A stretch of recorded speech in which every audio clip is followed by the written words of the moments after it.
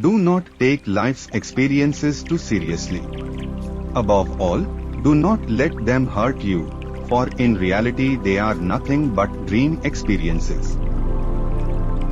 Play your part in life, but never forget it is only a role. If circumstances are bad and you have bear them, do not make them a part of yourself.